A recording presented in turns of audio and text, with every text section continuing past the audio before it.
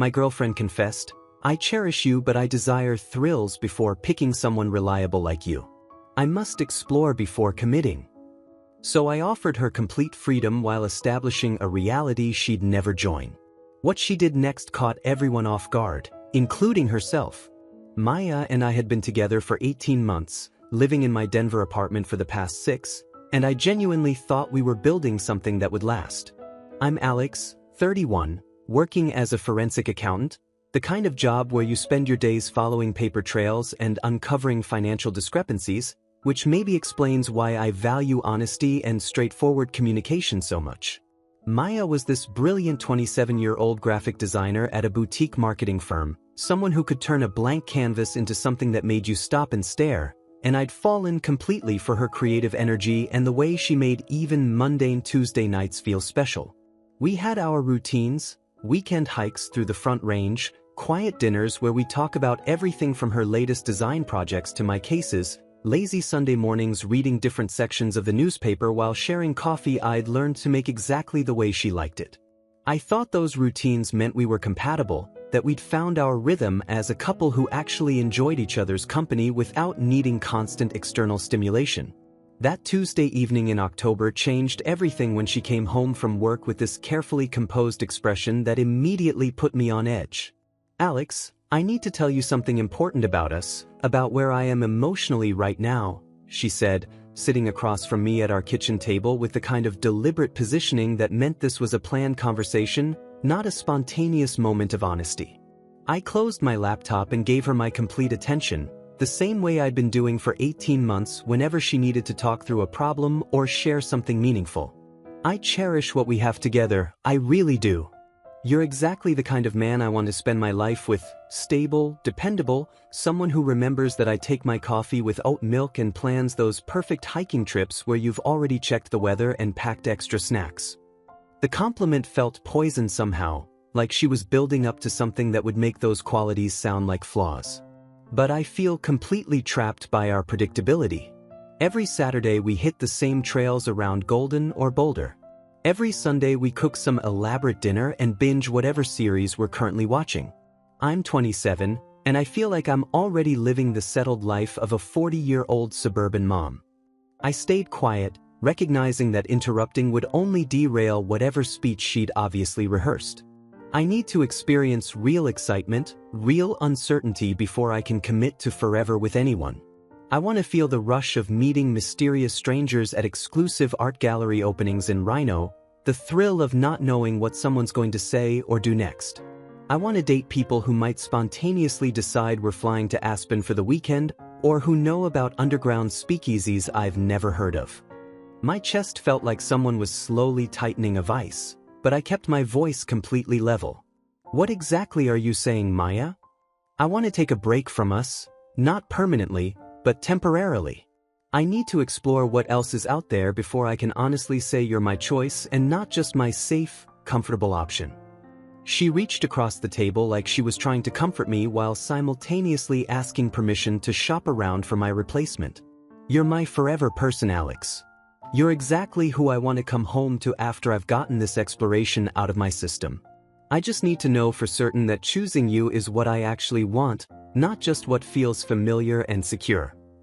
The word, choosing, made it sound like I was a car she was considering purchasing after test driving a few sportier models. So you see being with me as settling for security over excitement? That's not what I meant at all. I just need to validate that you truly are my best possible option by experiencing what else might be available out there. I stared at her for what felt like several minutes, processing the fact that the woman I'd been mentally picking out engagement rings for had just asked me to wait patiently while she determined if I was worth committing to. How long are we talking about for this exploration? Maybe 6 months? Long enough for me to really understand myself and what I need from a relationship. 6 months of being her backup plan while she test drove other men to see if they offered better features than my reliable model. 6 months of wondering if every day that passed was bringing her closer to finding someone who made me completely obsolete. And you expect me to just maintain our apartment and wait here while you figure out if I meet your standards? It's not about standards, Alex. You're wonderful exactly as you are.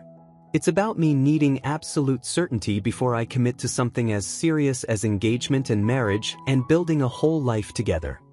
What happened next apparently wasn't part of Maya's carefully rehearsed script, because the look on her face when I responded told me she'd expected tears, pleading, or desperate negotiation tactics to keep her from walking away. Instead, I leaned back in my chair and said something that clearly caught her completely off guard. "You're absolutely right. You should have complete freedom to explore whatever you need to explore." I watched her blink several times, like she was processing a response she hadn't anticipated. "You should also know that I'll be doing the same thing. If you need to test the waters to figure out what you want, then I need the same opportunity to understand what I actually deserve from a relationship." The next morning, I started making changes that had nothing to do with winning Maya back and everything to do with rediscovering who I was when I wasn't trying to be someone's safe option. I'd been thinking about joining this men's personal development group that met Thursday evenings at a community center in Boulder, something I'd researched months earlier but never pursued because Maya had subtly dismissed it as kind of weird whenever I mentioned it. The group was led by James, a divorced architect in his mid-40s who had this calm, straightforward way of talking about rebuilding your identity after major life changes. "Most of us end up here because we've been living someone else's version of who we should be," he said during my first meeting. "The real work is figuring out who you actually are when nobody else's opinion matters." That same week, I signed up for competitive chess training with a local master named Victor, something I'd loved in college but had gradually abandoned because Maya found it too nerdy for our social circle. I'd forgotten how much I enjoyed the pure mental challenge, the way a good match could make 3 hours feel like 30 minutes, the satisfaction of seeing a strategy play out exactly as you'd planned it 15 moves earlier. Maya had been dismissive whenever I'd suggested we spend an evening at the chess club, claiming she didn't want to sit around watching me play boring games with antisocial people, so I'd stopped bringing it up. Now I was training twice a week and already planning to enter regional tournaments. I also enrolled in wilderness survival courses through the Colorado Mountain School, learning skills like fire building, orienteering, and emergency shelter construction in the actual Rocky Mountains. There was something deeply satisfying about mastering practical skills that could actually keep you alive, about building confidence that came from real competence rather than someone else's approval. Maya had always preferred our hikes to stay on well-marked trails with clear bathroom facilities and cell phone reception, but I'd been curious about more challenging wilderness experiences for years. Meanwhile, Maya dove headfirst into Denver's upscale social scene with the enthusiasm of someone finally free to pursue her authentic self.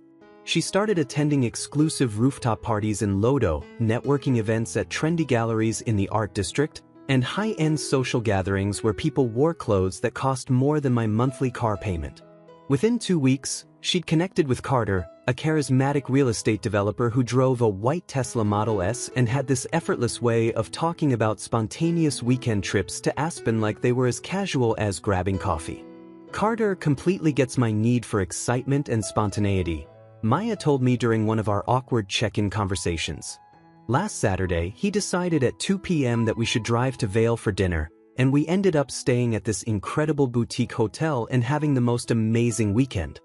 I was heading out to my wilderness survival course when she shared this update, my backpack loaded with gear for learning how to purify water and navigate by stars. "That sounds really exciting for you," I said, and genuinely meant it. The difference was that I was no longer sitting around wondering if her excitement with other men meant I was inadequate. I was too busy discovering things about myself that I'd forgotten existed.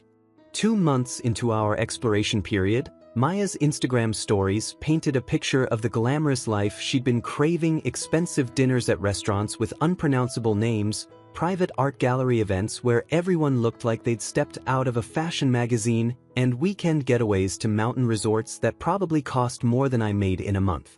But when she called me after a particularly elaborate evening at some exclusive rooftop bar downtown, I could hear something strained underneath her enthusiasm. "How are things going with Carter?" I asked, genuinely curious rather than fishing for reassurance about my own prospects. "Oh, amazing. He's everything I thought I wanted: sophisticated, successful, always planning these incredible experiences." There was a pause that felt loaded. "It's just, Sometimes I feel like I'm performing in someone else's life instead of actually living mine. I was on my way to chess training when she called, and I found myself only half focused on her relationship updates because I was mentally reviewing an opening strategy Victor had taught me the previous week. What do you mean by performing? Carter's social circle is all about image and status. Everyone's constantly competing to have the most impressive story, the most exclusive experience, the most expensive everything. Last weekend in Aspen, I spent more energy worrying about whether my outfit was appropriate for the crowd than actually enjoying the scenery. She laughed, but it sounded hollow. I thought I wanted spontaneity, but Carter's version of spontaneous means dropping $3,000 on a weekend without discussing it first. It's exciting, but it's also kind of exhausting trying to keep up. Meanwhile, my own life had taken on a rhythm that felt genuinely satisfying for the first time in years. My chess skills had improved dramatically. I'd placed third in a regional tournament the previous weekend, something that gave me a quiet sense of accomplishment Maya would have dismissed as nerdy but that felt deeply meaningful to me.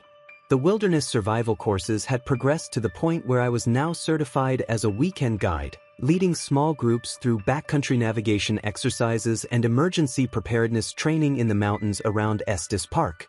There was something incredibly grounding about teaching people practical skills that could actually save their lives, about building confidence through real competence rather than external validation. James's personal development group had become a cornerstone of my week, a place where I could talk honestly about rebuilding my sense of self-worth without someone else's opinion defining my value. The interesting thing about Maya's exploration, I told the group one Thursday evening, is that I'm starting to realize I was settling too. Settling for someone who saw my stability as boring rather than valuable, my interests as obstacles to overcome rather than parts of who I am. You were both settling, James observed. She was settling for security while craving excitement, and you were settling for someone who didn't actually appreciate what you brought to the relationship.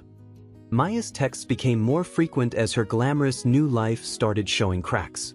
I miss our Sunday morning coffee ritual, she wrote after a weekend where Carter had apparently dragged her to 3 different networking events. These people don't actually talk to each other, they just exchange business cards and Instagram handles. Another time, remember how we used to plan those perfect hiking trips where you'd research the best trails and pack all the right snacks? Carter's idea of outdoor time is sitting by the pool at expensive hotels. I found these messages oddly touching but not particularly relevant to my current situation. I was training for a competitive chess tournament, planning a solo backpacking trip through Rocky Mountain National Park, and discovering that I genuinely enjoyed my own company in ways I'd forgotten were possible. The version of myself that Maya had left behind, the one who sought her approval for every decision and measured his worth by her satisfaction, was being replaced by someone who had his own goals, interests, and sense of purpose that didn't depend on anyone else's validation. When Maya suggested we meet for coffee, just to catch up as friends, I agreed but suggested we meet at a different place than our old regular spot, a chess-themed cafe near my training location that I discovered and genuinely loved. She arrived looking slightly frazzled, designer clothes perfectly coordinated but something tired around her eyes that expensive makeup couldn't quite conceal. "You look really good," she said, studying my face like she was trying to identify what had changed. "Different somehow."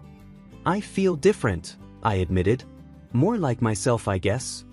What started as occasional friendly check-ins from Maya gradually escalated into something that felt more like reconnaissance missions disguised as casual conversation. Her texts went from weekly updates about her exciting new social life to almost daily messages about shared memories, inside jokes from our relationship, and increasingly transparent attempts to gauge my availability for reconciliation. "Do you remember that amazing weekend we spent in Steamboat Springs last winter?" She'd text at random times. "I was looking through photos and we looked so happy together." Or, "I drove past our old hiking spot near Golden today and it made me think about how perfectly we used to plan those trips together."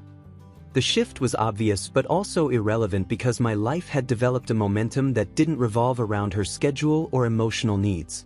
When she'd call wanting to have long conversations about our relationship, I was often heading out to lead wilderness survival workshops, Competing in chess tournaments that took me to cities across Colorado and Wyoming, or working late on freelance financial consulting projects I'd started taking on to fund my new interests and adventures.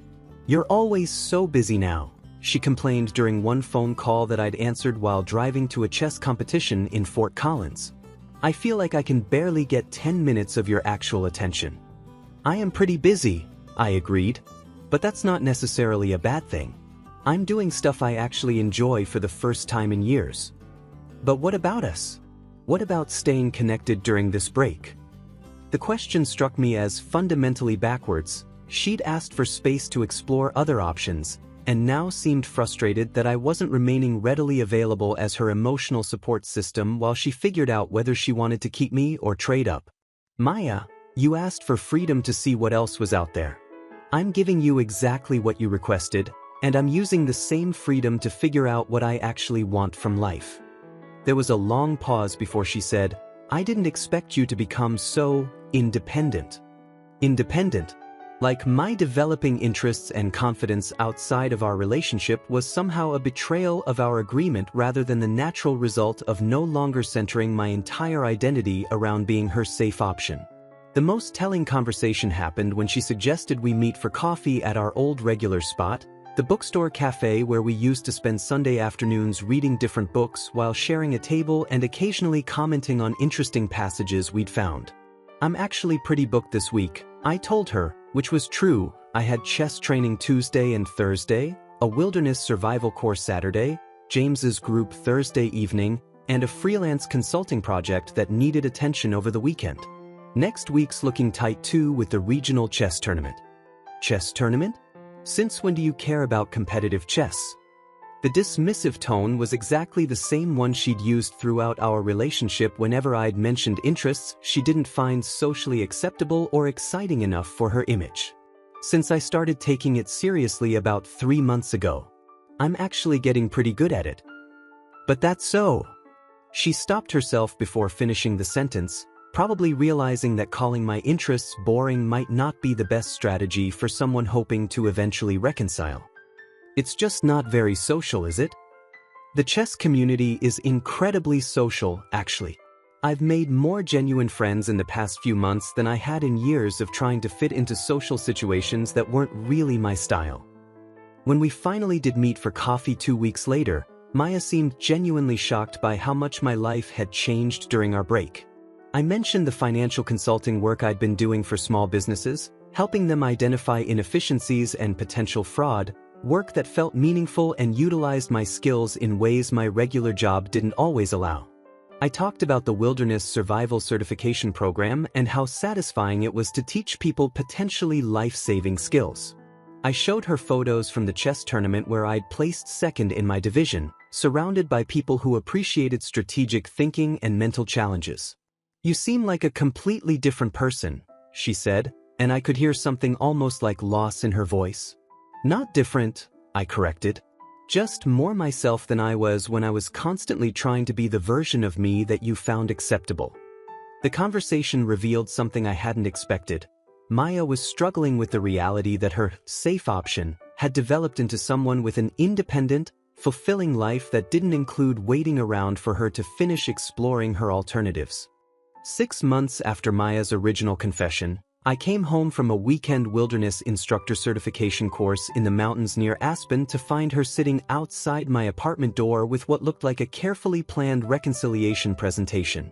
She'd brought takeout from our old favorite Thai restaurant, a bottle of wine we used to share on special occasions, and a photo album she'd apparently compiled of our best memories together, hiking trips, quiet dinners, lazy Sunday mornings that she'd once found suffocatingly predictable. "I know this might seem presumptuous," she said as I approached with my backpack full of camping gear and certification materials, "but I really need to talk to you about us, about what I've learned during these past 6 months." I unlocked my door and gestured for her to come in, but I could see her taking inventory of how much my apartment had changed during our separation. The generic furniture we'd chosen together had been replaced with pieces that reflected my actual interests, a sophisticated chess set as the centerpiece of my living room, artwork from local artists I'd met through chess tournaments and wilderness training, bookshelves filled with strategy guides and survival manuals instead of the design magazines Maya used to leave scattered around. "Your place looks completely different," she said, setting down her carefully arranged reconciliation props. "More like you, I guess." I was putting my gear away when I heard a key turning in the lock, followed by Sarah's voice calling out, "How did the certification course go? Did you end up having to build that emergency shelter in the snow?"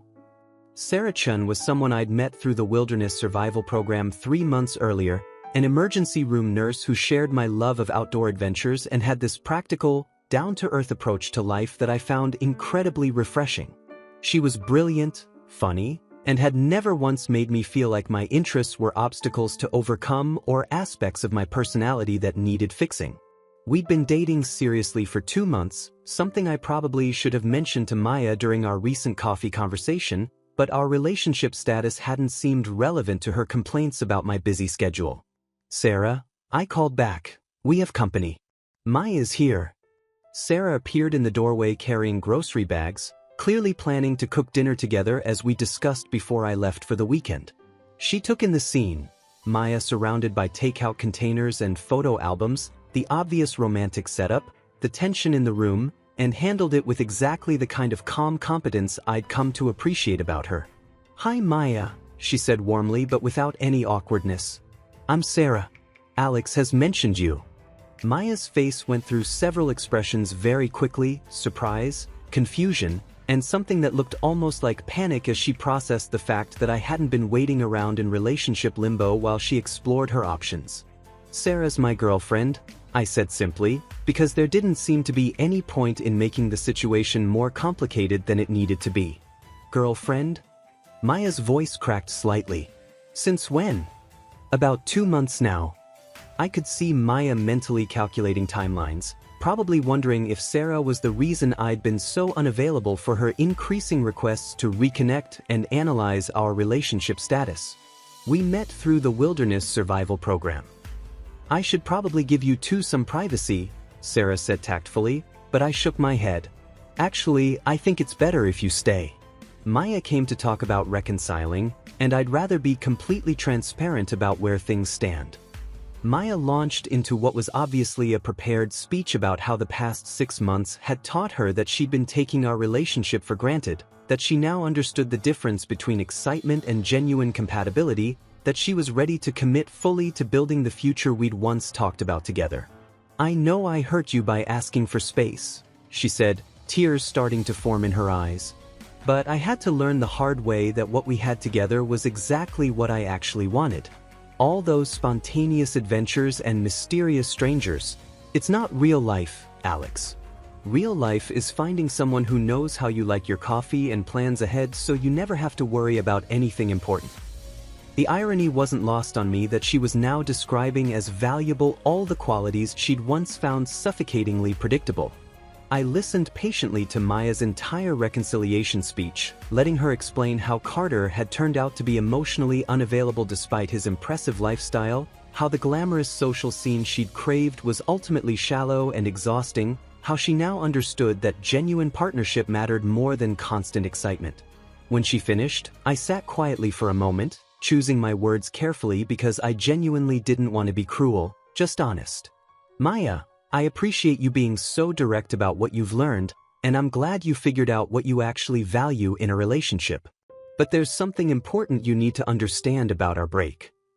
I glanced at Sarah, who was listening respectfully but without any apparent anxiety about the conversation's direction. "You asked for time to explore your options because you wanted to make sure I was actually your best choice rather than just your safe option. That process taught me something equally valuable. I learned the difference between being someone's choice and being someone's backup plan." Maya's expression shifted as she began to understand where this was heading. "What I realized during these 6 months is that I don't want to be with someone who had to date other people to figure out if I was worth choosing. I want to be with someone who chose me from the beginning because they recognized what I brought to the relationship." I looked at Sarah, who smiled back with the kind of warmth that came from genuine affection rather than resigned acceptance. Sarah didn't need to explore other options to determine if I was good enough. She saw who I was and decided that was exactly who she wanted to be with. "But Alex," Maya's voice was getting desperate now. I do choose you. That's what I'm here to tell you. I've learned my lesson, and I know for certain now that you're exactly what I want. The problem is that your certainty came from elimination rather than recognition. You're not here because you discovered something wonderful about me, you're here because the alternatives didn't work out. Maya started crying in earnest then, the kind of tears that came from realizing a mistake couldn't be undone. That's not fair. People make mistakes. People need time to figure things out sometimes. You're absolutely right, I agreed. And you took the time you needed. But I took the same time to figure out what I needed, and what I learned is that I deserve someone who doesn't need to shop around to appreciate me. Sarah had been quietly observing from the kitchen, but now she joined the conversation with the kind of diplomatic directness that came from her medical training. Maya, I hope this doesn't sound presumptuous, but from what Alex has told me about your relationship, it sounds like you both want very different things from life. You're looking for someone who can provide excitement and spontaneity, and Alex is someone who finds joy in planning and building stable foundations. She paused, clearly trying to be fair to everyone involved. There's nothing wrong with either approach, but they're not particularly compatible long-term. But I don't want excitement anymore, Maya protested. I want exactly what Alex offers: stability, thoughtfulness, someone who plans ahead and takes care of details. The issue, Sarah continued gently, is that you discovered you wanted those things by trying everything else first.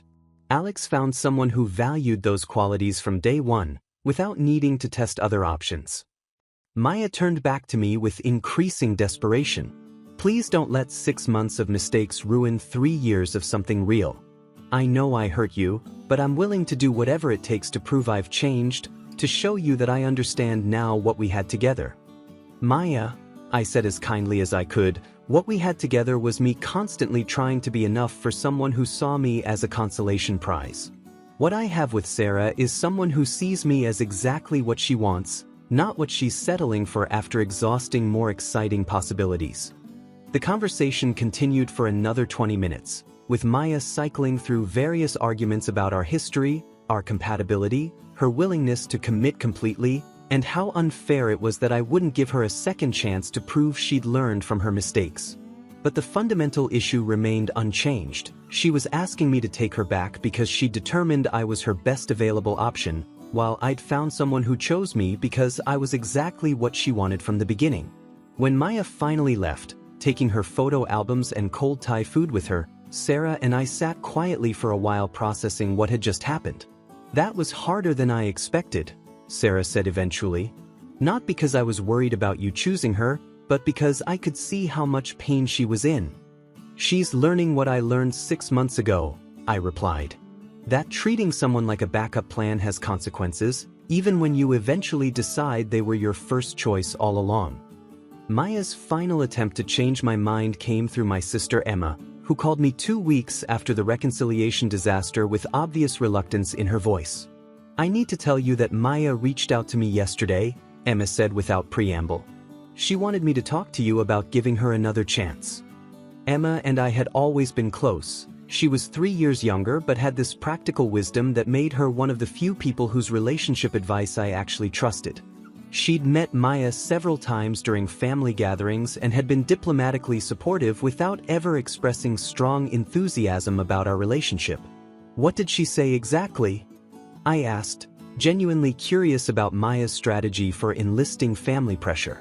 She talked for about 20 minutes about how she'd made the biggest mistake of her life, how she realizes now that you're exactly the kind of man she wants to marry, how she's learned to appreciate stability and thoughtfulness instead of taking those qualities for granted. Emma paused. She also mentioned that she thinks Sarah is just a rebound relationship and that your history together should count for more than a few months with someone new.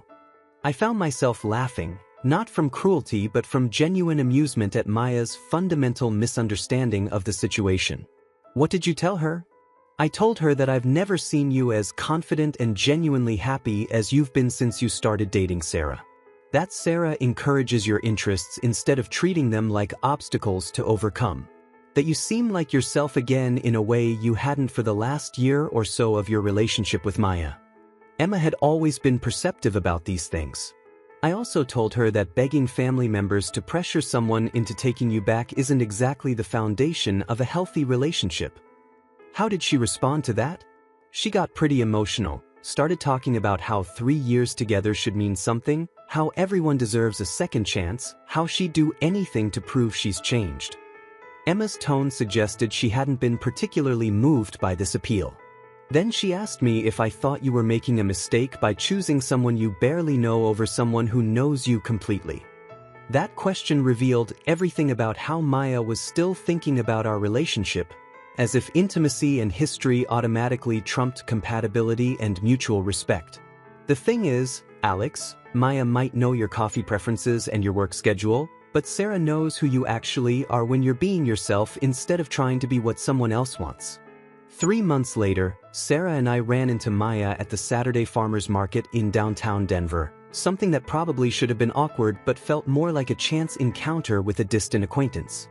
Sarah and I had been together for 5 months by then, and we'd developed the kind of easy compatibility that comes from two people who genuinely enjoy each other's company without needing to perform or compete for attention. We were shopping for ingredients for a dinner we'd planned to cook together before I left for a chess tournament in Wyoming the next morning, the kind of simple domestic routine that I'd once thought was boring but now recognized as the foundation of actual partnership. Maya looked smaller than I remembered, more uncertain, like someone who was still figuring out how to navigate the world without a backup plan waiting in the wings. She was alone, examining organic vegetables with the kind of focused attention that suggested she was trying to look busy rather than actually shopping with purpose. "Alex," she said when she noticed us, forcing a smile that didn't quite reach her eyes. "Sarah. How nice to see you both." "Hi, Maya," Sarah replied warmly, completely without the awkwardness I might have expected. "How are you doing?" "Good, really good. I'm actually dating someone new, Marcus. He's a photographer. We met at an art gallery opening." She was trying too hard to sound casual, like she needed us to know she'd moved on successfully. "That's great," I said and meant it. "I hope you're happy." There was a moment of silence before Maya said, "I saw on Instagram that you placed first in that chess tournament last month. Congratulations." "Thanks. It was pretty exciting." I could see her processing the fact that my interests had developed into genuine accomplishments rather than just hobbies she'd found socially embarrassing. "Sarah's been learning to play too. She's getting pretty good at it." Sarah laughed. "I'm terrible, but I love watching Alex compete. The strategic thinking is fascinating." Maya watched this exchange with something that looked like recognition, maybe understanding for the first time what it looked like when someone appreciated your partner's interests instead of tolerating them. "Well, I should let you get back to your shopping," she said finally. "Take care of yourselves." As we walked away, I realized that seeing Maya again had confirmed something important. I felt genuinely peaceful about how everything had worked out. Not vindicated or superior, just grateful that her need to explore had forced me to discover who I actually was when I wasn't trying to be someone else's version of acceptable. "She seems sad," Sarah observed as we picked out tomatoes for our dinner. "Do you feel bad about how things ended?" "I feel bad that she's struggling," I said honestly. "But I don't regret choosing someone who chose me first."